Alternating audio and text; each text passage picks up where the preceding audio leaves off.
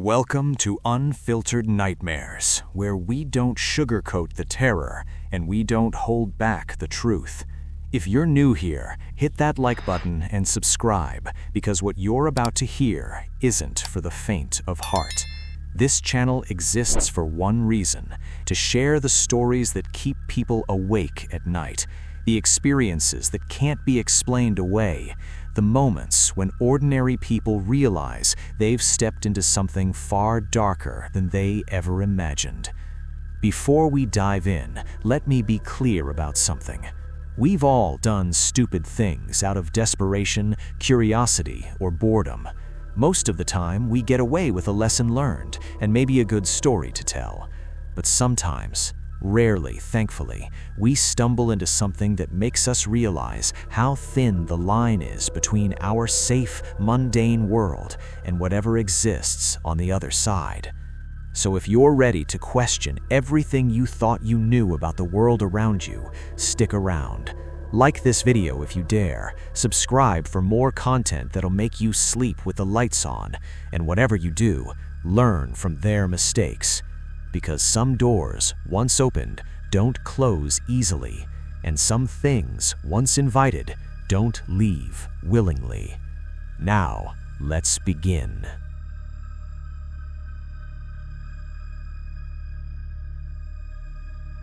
Not yet. Maybe not ever.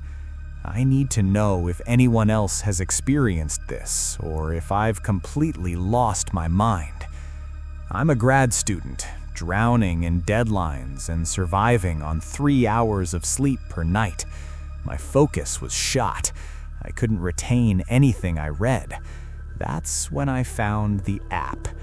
It wasn't on the regular app store. I found it through a Reddit thread that's since been deleted.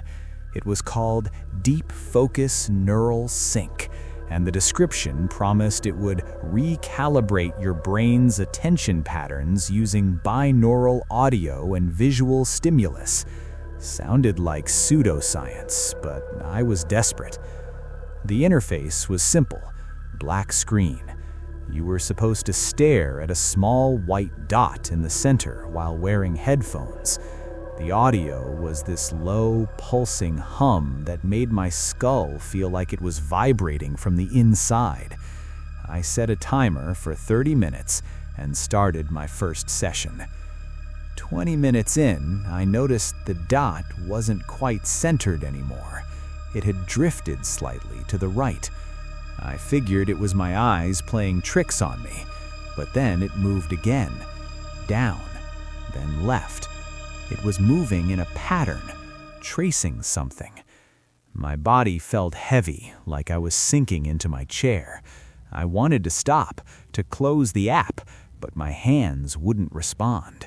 The dot kept moving, faster now, drawing shapes I couldn't quite make sense of.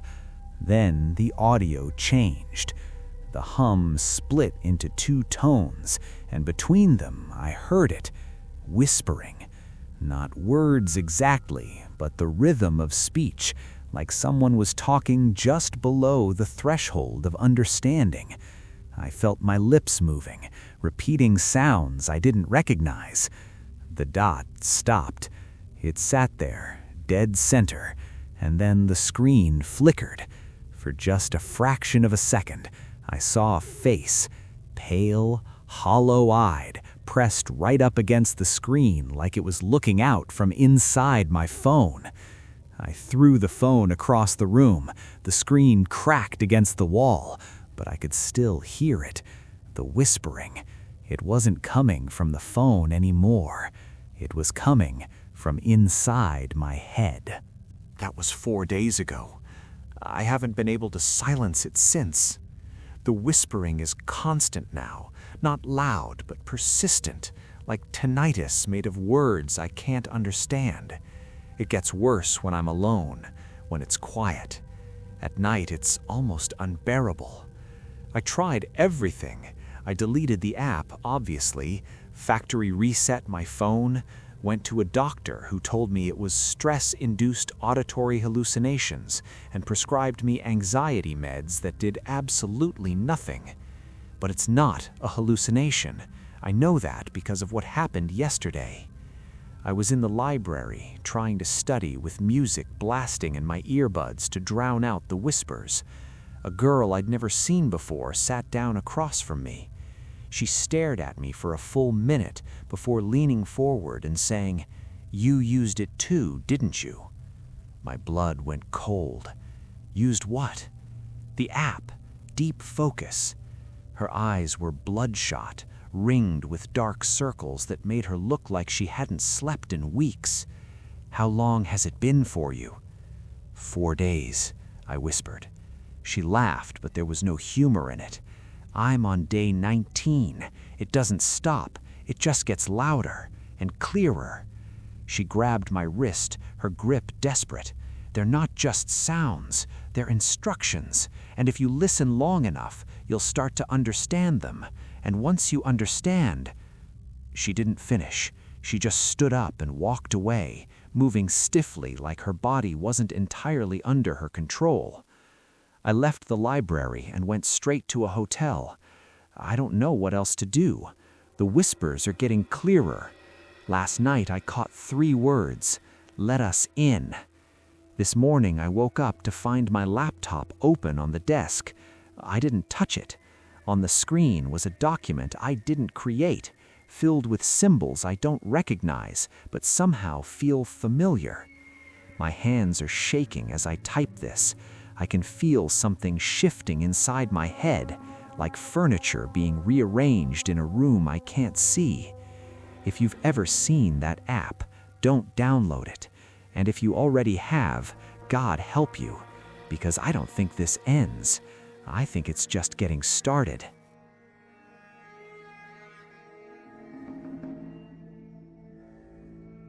But it's mine. The previous owners left in a hurry. Divorce, I was told, and they left behind a lot of junk in the closets. One afternoon, while clearing out the master bedroom closet, I found something weird tucked behind a pile of old shoeboxes, a laminated piece of paper with rules written in marker. The closet game. Play alone. Enter the closet at exactly 3 a.m. Close the door, count to 10. Knock 3 times. Ask, "Is anyone there?" If you hear a knock back, do not open the door. Count to 10 again.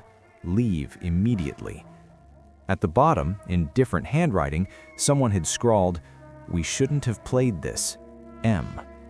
I laughed it off. Typical creepypasta nonsense that someone printed out as a joke. But I'll admit, it got under my skin a little. Who leaves something like this behind? That night, I couldn't sleep. I kept thinking about the rules, about the specificity of them. Why 3 a.m.? Why 10 seconds? At 2:47 a.m., I made a decision I now regret every waking moment. I was going to play the game, or at least pretend to play it, just to prove to myself how ridiculous it was. I grabbed my phone, set the timer for 3 a.m., and stood in front of the closet. When the alarm buzzed, I stepped inside and closed the door behind me. The closet was small, cramped, and smelled of dust and old fabric. I started counting, my voice sounding strange in the confined space. 1, 2, 3. By the time I got to 8, the air felt thicker, harder to breathe. At 10, I knocked 3 times on the inside of the door. The sound was dull, muffled. I cleared my throat. "Is anyone there?" Silence. I waited, my heart pounding. Nothing. Of course nothing. I was about to laugh at myself when I heard it. 3 knocks. Not from the door, from behind me, from the back wall of the closet. My entire body locked up. The rules said not to open the door if you heard a knock back, but I hadn't heard a knock on the door. I'd heard it from inside the closet. I started counting again, my voice shaking. 1, 2. Something brushed against my shoulder. I couldn't see it. The closet was pitch black, but I felt it. Fingers, ice cold and thin, trailing across the back of my neck. 3, 4. Breathing. I heard breathing, raspy and wet, right next to my ear. 5, 6. The door wouldn't budge. I shoved against it, panic flooding my veins, but it was like it had been locked from the outside. That wasn't possible. There was no lock. 7, 8. A voice, low and crackling like old radio static, whispered, "You didn't follow the rules." 9. The fingers tightened around my throat. 10. I threw my entire weight against the door, and it flew open. I tumbled out onto the bedroom floor, gasping, clawing at my neck. There were no marks, no bruises, but I could still feel the pressure of those fingers. The closet was empty, completely empty, but the air that spilled out of it was frigid, and I swear I could see my breath fogging in the darkness. I didn't sleep the rest of the night. I sat in my living room with every light on, staring at the hallway that led to the bedroom. At dawn, I went back to the closet. The laminated rules were gone. I tore the place apart looking for them, but they had vanished. Here's the worst part. 2 nights ago, I woke up at exactly 3 a.m. to the sound of knocking. 3 slow, deliberate knocks. I checked every door, every window. Nothing. Then I realized the knocking was coming from inside the bedroom closet. I haven't opened it since. I've pushed my dresser in front of the door, but I can still hear it. Every night at 3 a.m., 3 knocks. Last night, I heard something new. A voice, muffled and distant, calling from inside the closet. "You didn't finish the game." I'm staying with a friend now. I'm putting the house on the market this week. I don't care if I lose money. I don't care if the next owners think I'm insane. If you ever find rules for a game in a house you move into, burn them. Don't read them. Don't play. Some games are designed to be lost, and the penalty isn't something you can walk away from.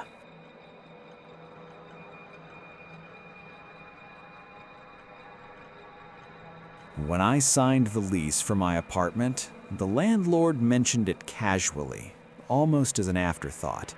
The door at the end of the hall stays locked. It's just storage for building maintenance. Don't worry about it. I didn't think twice. Every building has a maintenance closet, right? The apartment was cheap, way below market rate for the area, and I needed a place fast. I moved in the next week. For the first month, I didn't even notice the door. It blended into the hallway, painted the same beige as the walls, no handle, just a keyhole. I walked past it every day on my way to the stairs. Then, I started hearing sounds. At first, it was subtle, a faint scratching, like mice in the walls. I mentioned it to my neighbor across the hall, an older woman named Diane who'd lived there for 15 years. Her face went pale. "You hear it too?" "Hear what?" She looked at the locked door, then back at me, lowering her voice. "Don't go near that door. Don't knock on it. Don't even look at it too long." "Why? What's in there?" She shook her head and went back into her apartment without another word. That night, the scratching got louder.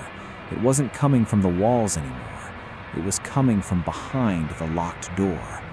I stood in the hallway at 2 a.m. staring at it. The scratching stopped the moment I got close, like whatever was on the other side knew I was there. I crouched down and looked through the keyhole. At first, I couldn't see anything, just darkness. But then, something moved. A shadow shifting in the black. And then, I saw it. An eye, pale, wide, unblinking, staring back at me through the keyhole. I stumbled backward, my heart slamming against my ribs. The scratching started again, frantic now, like something was clawing at the other side of the door. I ran back to my apartment and locked myself inside. The next morning, I confronted the landlord. What's really behind that door? He wouldn't meet my eyes. Storage, I told you. Bullshit, what's in there? He sighed, rubbing his face. You need to leave it alone, for your own good. But I couldn't leave it alone. I'm not wired that way. I needed to know. 2 nights later, I waited until 3 a.m. and went back to the hallway with a paperclip. I'm not proud of it, but I picked the lock. It was easier than I expected, like the mechanism wanted to open. The door swung inward, and a wave of cold, stale air rushed out. I turned on my phone's flashlight and stepped inside. It wasn't a storage closet. It was a room, small, maybe 10 by 10 feet, with cracked plaster walls and a concrete floor. In the center of the room was a chair, old and wooden, facing the corner. On the wall, scratched deep into the plaster, were hundreds of tally marks, and below them, a single sentence carved over and over in jagged, desperate handwriting. Don't let it out. I took a step back, and my foot hit something. I looked down and saw a rotted leather journal. I picked it up, hands shaking, and opened it. The entries were short, frantic, dated from the 1970s. It started as whispers. Now it knows my name. The door has to stay locked, no matter what you hear. The final entry was just 2 words. It's awake. I heard breathing behind me, slow, deliberate, impossibly close. I spun around, but the room was empty. Then the door slammed shut. I threw myself against it, screaming, pounding, but it wouldn't open. The lock had engaged from the outside. That's when I heard it. A voice, dry and cracked, coming from the corner where the chair was facing. Finally, it rasped. Someone opened the door. I don't remember how I got out. I woke up in the hallway. The door closed and locked again, the paperclip bent and useless on the floor. I moved out the next day. Didn't pack, didn't give notice. I just left. But here's the thing that keeps me awake at night. Before I left, I looked back at the door one last time. The keyhole was open, and through it I could see light from my old apartment. Whatever was in that room isn't locked in anymore. It's out, and I think it followed me. And there you have it. 3 people, 3 mistakes, 3 nightmares they'll never wake up from. I want you to take something away from these stories.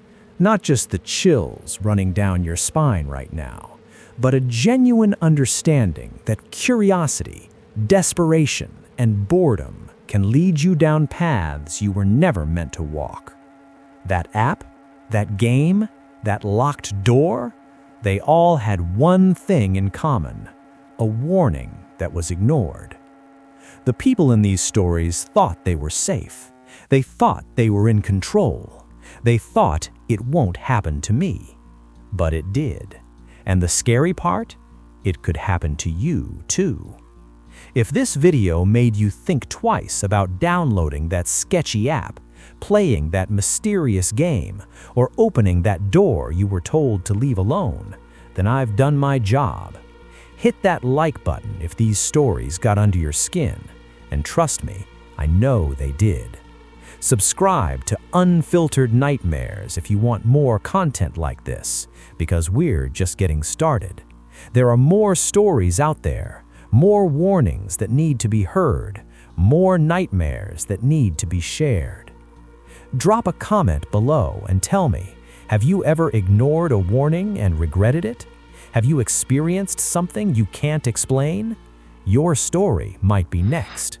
Remember, The world is stranger and darker than we like to admit. The things lurking in the shadows aren't always just in our imagination.